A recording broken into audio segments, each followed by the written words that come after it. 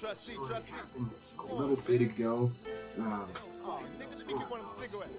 August, but it was a pretty big story at the time because it was a lady who broke out her lover, and she wasn't like just some worker at the jail. She was running the jail. She was one of the top dogs at the jail, and so she's not naive. She wasn't. Sometimes you see younger gals get dragged into this. Where there's just another story that we'll pull up here that happened recently where you got a dog that's chewing up a Kleenex box. Yeah. Oh yeah. Look at so poochie. But yeah, there's it's a younger lady. Like you can see because I'm going to talk about all this stuff, but it's not it's a new phenomenon that women are just working in these institutions. It's kind of typifies the situation that there's not even enough men like in a lot of these that have clean records to work these facilities, that it's sapped the prison system sapped so many goddamn people into its fold that it's becoming a pretty goddamn big issue. I mean, 2 million men missing from society of like working the age and of good health. And I'm not saying I'm not like an abolitionist guy.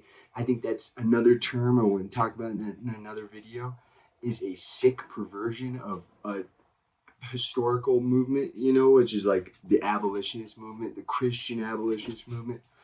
It to basically mean get rid of all prisons. Now, that's what I'm saying. I'm saying there's a shitload of these guys who are good apples, that are probably about 1 million of these guys that are salvageable, that could at least be working economically in a halfway house situation for years at a time. They call it community corrections, but that's a whole nother, thing to go into. Now, let's talk about a gal named Vicky White and Casey White, of no relation. You have to say that because this happened in Alabama. No offense to anybody in Alabama. I've actually lived in Gulfport, Mississippi before. It's beautiful down there. But, had to say it. That because I did not want to give the prison officials the satisfaction. Crossing with. According to an unclassified summary of the March Intelligence Assessment, the two most lethal elements of the domestic violence extremist threat are racially. But they key in a locker, so. Okay, so here we have our lovely old jailhouse couple. I hate to get down on him like that, but this guy looks, he's just, man, this is he's got a post-cap, like this mugshot right here is his post-capture. He's got one that was out before when they were like had an APB, all points bulletin on him, but he was pissed. So it says, this is from CNN, by the way. You won't see me citing them much, because, but in situations like this, that's non-political. Let's see. A former Alabama corrections officer, Vicki White, has died from injuries after she and escaped inmate Casey White were arrested in Indiana earlier Monday. Sheriff Dave Wedding of Vanderburgh County told CNN. So this is in Indiana. Evansville, Indiana. She said she was hospitalized earlier with self-inflicted gunshot wounds after being taken into custody following a car chase in Evansville, Indiana. U.S. Marshals previously told CNN. And I've actually dealt with the U.S. Marshals. I've been picked up by them. They're so, this is a whole little non sequitur, but they are like completely down low or covert. Like they'll have two guys riding around in like an old Ford Contour or Jeep Grand Cherokee, and all they have is a little radio in their dash, and then they have their tactical gear in the trunk, and shotties and ARs and all kinds of shit all in their trunk, but they're riding around in completely inconspicuous cars. Typically, if you're somebody where they're picking you off like these type of people, they're gonna come in like 8 or 9 deep. But it's just funny, anywhere in Denver right now. I'm in Denver, Colorado. Even Denver, there's probably 8 to 10 of these guys just like on call duty at any given time of some Fed, whether it's FBI or whatever it is, or U.S. Marshals. But they're the ones that are going to, like, these high stakes, um, you know, times where people are like running these fugitive cases. But they also pick up schmucks on federal parole or federal, they call it community, or sorry, what is it? Supervised release, you know. But either way, so it says no law enforcement officers fired shots. Well, she died from a gunshot wound. Before the chase ensued, officers conducting surveillance spotted Vicki White exiting a hotel with a wig on, according to U.S. Marshal Marty Keeley. Then she and Casey White got in a car and drove away. Authorities continued to watch them until a vehicle pursuit began, ending when a U.S. Marshal task force member drove a vehicle into the Cadillac the pair were in. So they straight just boom, fucking probably you can see they T-boned them, because they're not letting these people get away. They don't want, if they have a chance to minimize the damage and but they probably smashed into them. So the pair's capture brought to a close an 11-day manhunt that gained widespread national attention and saw hundreds of tips flood in from all corners of the country, including one that ultimately led to the location and arrest of the fugitives. Yeah, they said there's one tip. That's the U.S. Marshals said. They're really good about cell phones, and also, like, they can find who you're involved with very quickly, because if they're looking into you, the first place they're going to go is into your phone records, but and they have access to all your she keeps on getting into stuff, but they have access into all your information as far as like who your relatives are, all that stuff. They can, within a 24-hour period of time, they can pretty much have anybody who you might reach out to, like a whole map of all your relatives, and then quite a few of, just through your call logs on your cell phone records, a whole list of people who you might have some type of involvement in. I mean, they're very, very good with this shit. And it's not even so much the people in the field, it's the analyst sides where basically they say, hey, we got, but to trigger that kind of response from the U.S. Marshals, you have to be, like, they have people they're looking at like that, like murderers, people who are, there's, they're big time people. You don't get on this list without, the thing about this guy was that he was fighting a murder case. He is in, you got to think he's not trying to go back to jail. He did go back to jail. So it said, it said the sheriff's deputy here said the duo were believed to have been in Evansville since May 3rd. It's hard to believe that they've been here that many days, but we're lucky that we stumbled upon them today. Why the hell Evansville, Indiana? I don't know. Singleton said Casey White will be brought back to Alabama, and I've been on the extra. I don't know if they're probably gonna send him back on a flight, to, like a U.S. Marshals flight, but they might just shuffle him in. I don't know. They probably, because they don't think he's like a security risk, because they have like regular extradition. So this dude Casey White went to whatever county jail or federal prison was nearby. Probably a federal prison, depending on the breaks, depending on where it was. But the U.S. Marshals would, and so, like, if you get picked up by the U.S. Marshals, say here in Denver, they're going to take you to Inglewood FCI. Or they'll take you to one of the county jails in the area. But not every county jail can house a detainee for the feds. They'll only work with, like, there's certain requirements that a jail has to get certified to hold federal inmates, but the federal government pays like twice as much as most state governments, because the state government gives money to county jails for these inmates. So like they don't so they're not reliant on basically like parking tickets and shit to fill up their, or to house prisoners. That's usually how the state budget goes, is that and the feds pay handsomely. So that's just a little sidebar here. But anyway, most escapes from county jails are spontaneous. just go. So that's exactly what I was talking about. But photos from an Indiana car wash release. It's so crazy how they get all this information so quickly. That's what I'm saying. Earlier Monday, U.S. Marshals released photos of who they believe was Casey White, caught on a surveillance camera in Evansville car wash. Look at this fool. How did they see that?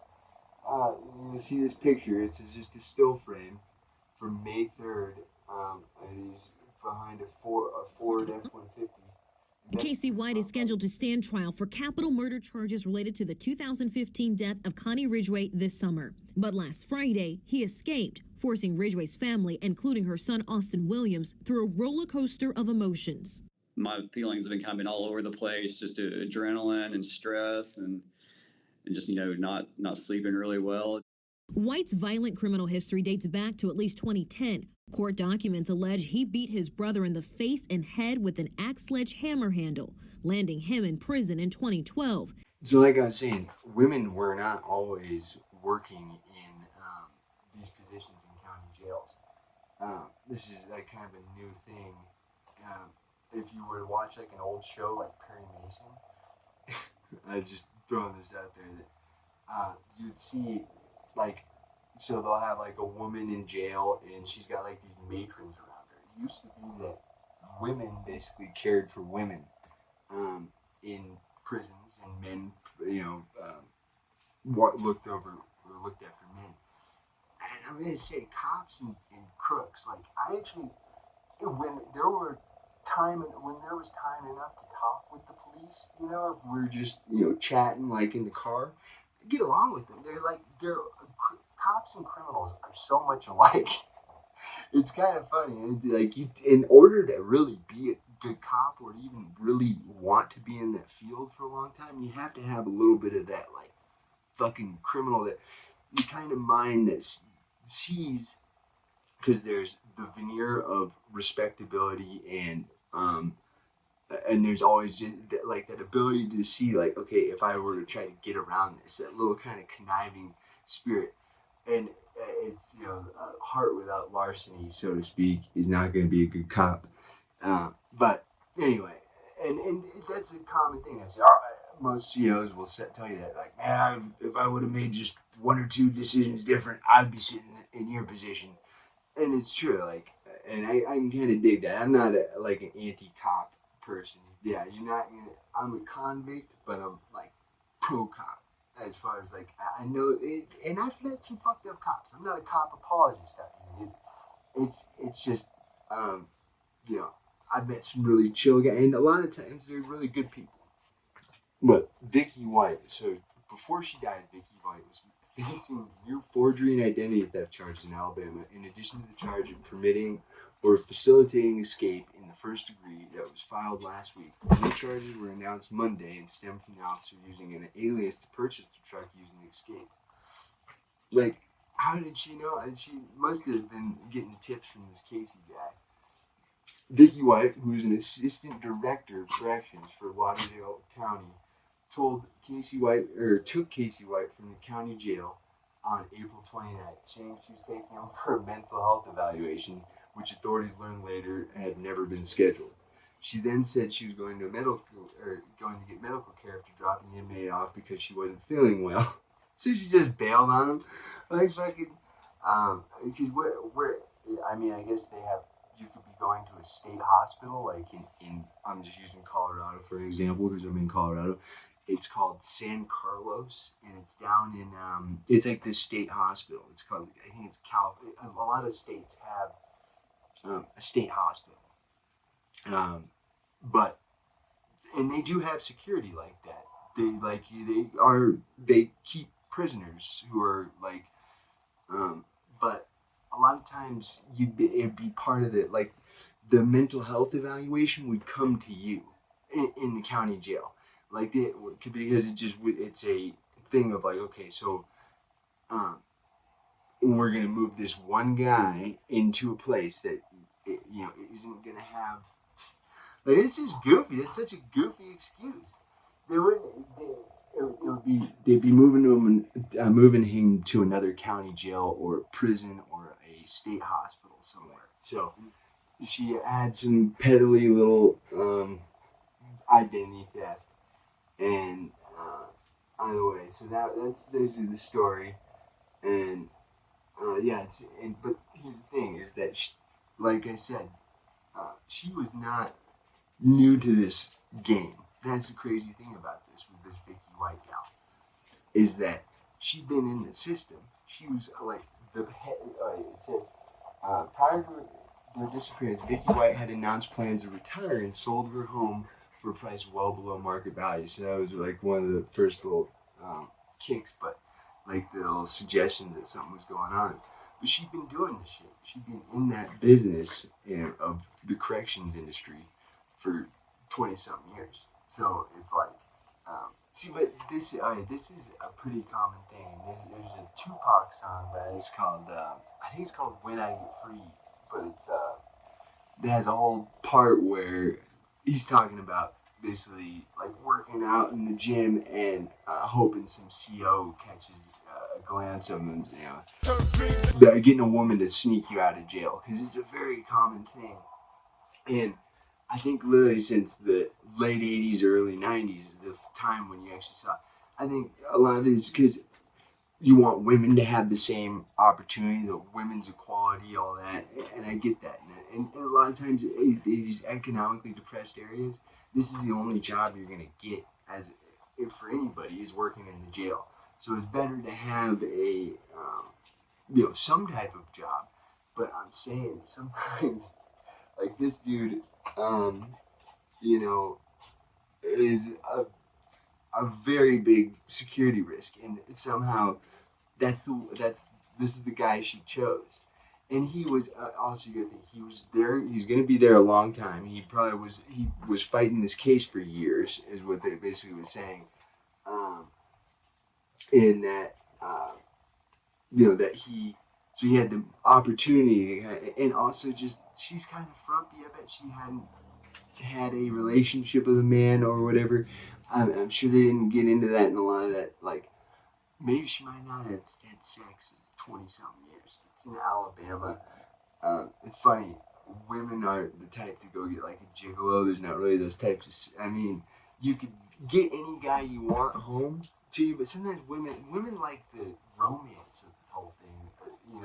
It's kind of cheap. Like picking up some guy from a bar. Anyway, I don't know. I can see how a lot of these women could end up.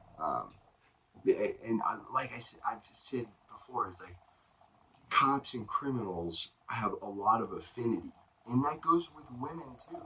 A lot of these women have kind of a kink or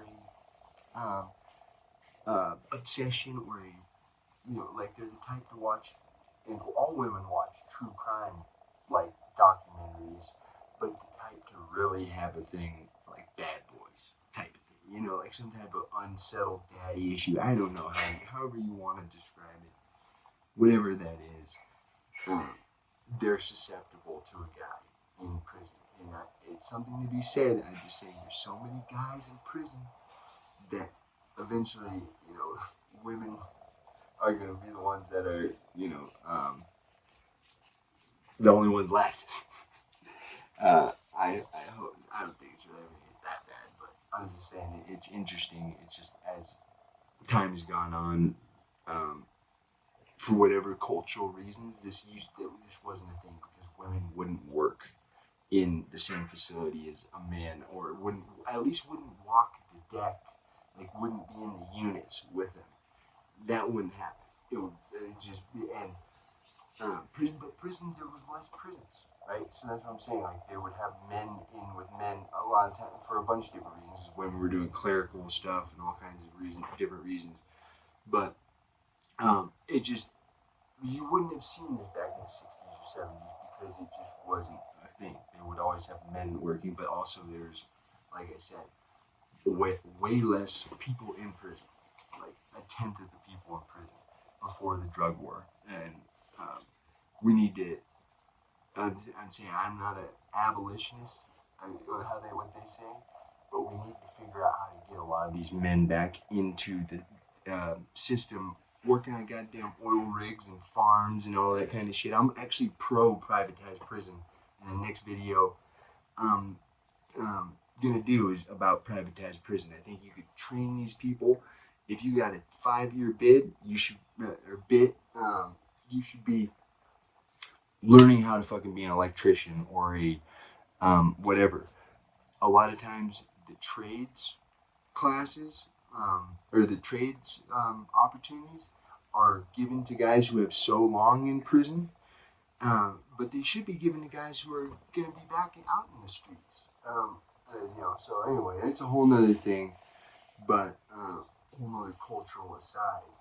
But just wanted to cover this story because it's indicative of a cultural shift and a cultural, phenomenon. And it's the American Archipelago. That's what this channel is about. It's about like the history and the culture and of all of crime, jurisprudence, of the prison system, and mass incarceration in the system that has just sprang up over the last 60 years in the land of the free and the home of the brave. And somehow we have 2.2 some million people in prison, and the only people who got more is communist China. And we got women and men hooking up like this, just because they're being stuck together in this fucked up situation. So, anyway, American Archipelago. I got a bunch more videos coming out. Peace.